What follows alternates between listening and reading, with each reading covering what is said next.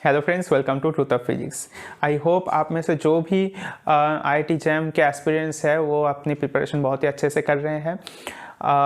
मैं इस वीडियो में बहुत ही इंपॉर्टेंट कुछ चीज़ें डिस्कस करूंगा। आप में से जो भी स्टूडेंट्स बीएससी का सेकेंड ईयर या फिर थर्ड ईयर में पढ़ रहे हैं और आईआईटी जैम का प्रिपरेशन कर रहे हैं, आईआईटी जैम देने जा रहे हैं, आपका प्रिपरेशन के साथ साथ एक चीज़ से ज़रूर ध्यान रखिए कि आप कौन सी फील्ड में अगर आप सिर्फ एमएससी के लिए करना चाहते हैं, सिर्फ एमएससी आईआईटी से करेंगे तो अलग बात है। लेकिन अगर आप फिजिक्स में इंटरेस्ट रखते हैं और फिजिक्स में आप अपना रिसर्च कैरियर बिल्ड करना चाहते हैं, ठीक है, पीएचडी करना चाहते हैं फिजिक्स में, तो आपका कौन सी टॉपिक में इंटरेस्ट आ रहा है ज़्यादा, ये आपको अभी से अगर हो तो आपका जो जर्नी होगा MSc and then after MSc PhD journey बहुत ही स्मूथ होगा।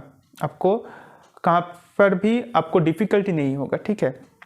क्यों मैं ये बात बोल रहा हूँ? क्योंकि मेरा भी कुछ दोस्त लोग थे जो कि एमएससी किए थे आईआईटी कानपुर से, तो वहाँ पे उनका पहले से कुछ रिसर्च इंटरेस्ट है या फिर कौन सी टॉपिक में मैं पीएचडी करूँगा, कुछ इंटरेस्ट उस टाइप का नहीं था। इसलिए कोई स्टूडेंट्स कोई फ्रेंड मेरा एमएससी के बाद छोड़ दिया, वो पीएचडी किया ही नहीं।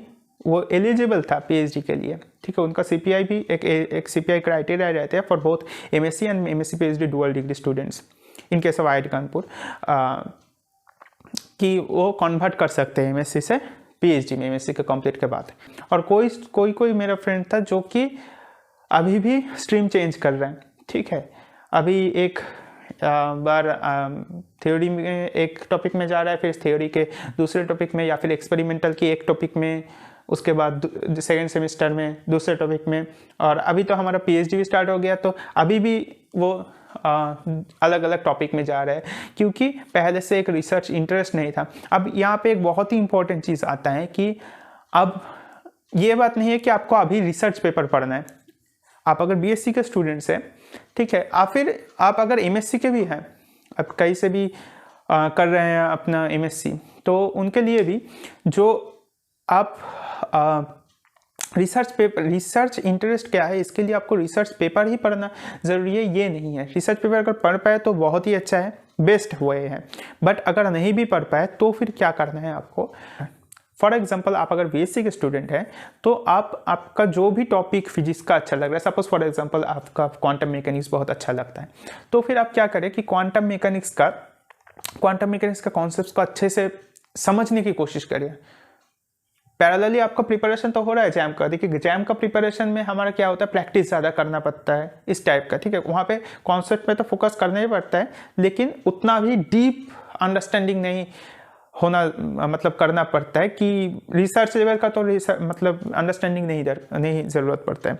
तो आपका न्यूमेरिकल सॉल्व करने के लिए जितना कॉन्सेप्ट क्लियर होना ज़रूरी है उतना पड़ता है। लेकिन उसके साथ साथ आप क्या हर दिन आप देख सकते हैं यूट्यूब में या फिर गूगल में सर्च करके कि यहाँ पे क्या रिसर्च हो रहा है इस फील्ड में, आपका जो भी इंटरेस्ट है। फॉर एग्जांपल क्वांटम मैकेनिक्स में या फिर कंडेंस्ड मैटर फिजिक्स में क्या रिसर्च इंटरेस्ट क्या हो रहा है, उस बारे में विकिपीडिया में फर्स्ट विकिपीडिया में वो चीज़ सर्च करिए। Suppose for example topological quantum matter, ये क्या है एक्चुअली, तो ये सर्च करिए, ठीक है। वो सर्च से आपको विकिपीडिया में मैथमेटिकल भी रहता है, लेकिन वहाँ पे इलाबोरेटिवली फॉर इन जनरल पीपल के लिए समरी करके दिया हुआ रहता है कि उससे आपको एक आइडिया रहेगा, ठीक है।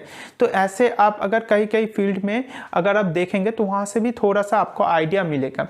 इसके बाद आप आपका सीनियर के साथ या फिर आपका प्रोफेसर के साथ भी कंसल्ट कर सकते हैं, ठीक है।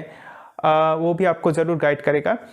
और एक आपको ज़रूर देखना चाहिए कि जो भी फील्ड में आप जाना चाह रहे हैं, फॉर एग्जांपल जनरल रिलेटिविटी में जाना चाह रहे हैं आप, ठीक है, हाई एनर्जी फिजिक्स से या फिर जनरल रिलेटिविटी में जाना चाह रहे हैं, तो फिर आप उस फील्ड में क्या क्या काम हो गया है, ठीक है, और क्या क्या काम बाकी है होना, ठीक है। ग्लोबली क्या क्या प्रॉब्लम है, क्या क्या चीज़ में अभी प्रेजेंट में रिसर्चर का इंटरेस्ट है, क्या क्या रिसर्च हो रहा है अभी, वो चीज़ आप ज़रूर देखिए। तो उससे भी एक आइडिया मिलेगा कि क्या क्या चीज़ हो, कितना पोर्शन हो गया है ऑलरेडी।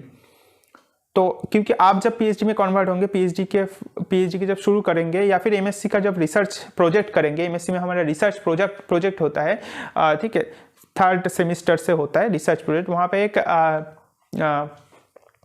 आपको आइडिया मिलता है, वहाँ पे पेपर रिव्यू करना पड़ता है, ठीक है, आपको रिसर्च पेपर रिव्यू करना पड़ता है, उसको रिप्रोड्यूस करना पड़ता है, और अगर हो सके नया रिजल्ट भी आपको लाना पड़ता है।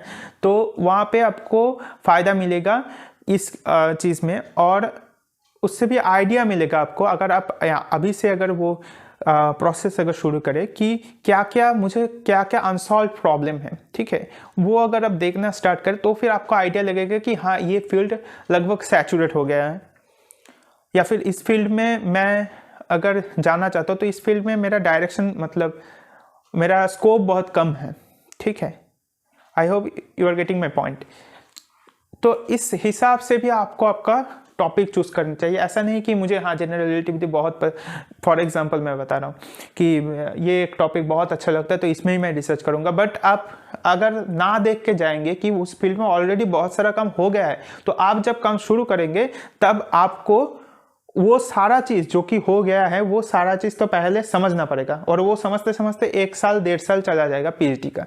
उसके बाद आपको न्यू चीज़ जो है उस पर जंप करना पड़ेगा, and that is also not very easy, right. इतना सारा काम समझ के उसके बाद वो करना, ये भी थोड़ा हार्ड टाइप का है। मैं बेस्ड ऑन माई एक्सपीरियंस में आपको बता रहा हूँ। तो समरी करके अगर बोलूँ तो आप अगर बीएससी के स्टूडेंट्स हैं तो आप अभी से आपका जो भी चीज़ बहुत अच्छा लगता है, जो भी चीज़ बहुत इंटरेस्ट लगता है, फिजिक्स का ही, उसका कॉन्सेप्ट बहुत ही कोर लेवल से बहुत ही अच्छे से उसका कॉन्सेप्ट समझने की कोशिश कीजिए। आपका कॉलेज का प्रोफेसर से पूछिए, वो कॉन्सेप्ट्स आपको क्लियर रखना बहुत ज़रूरी है। और इसके साथ मैथमेटिकल मेथड्स बहुत ही ज़्यादा इम्पॉर्टेंट है, ठीक है। फिजिक्स में अगर आप आपका कैरियर बिल्ड करना चाहते हैं, एक्सपेरिमेंटल या फिर थ्योरी, किसी भी जाना चाहते हैं आप किसी भी फील्ड में, क्योंकि एक्सपेरिमेंटल जो लोग रिसर्च करते हैं उनको भी थ्योरी के साथ अपना रिसर्च, थ्योरी के साथ अपना जो एक्सपेरिमेंटल रिजल्ट है उसको वेरीफाई करना पड़ता है। तो आपको अगर थ्योरी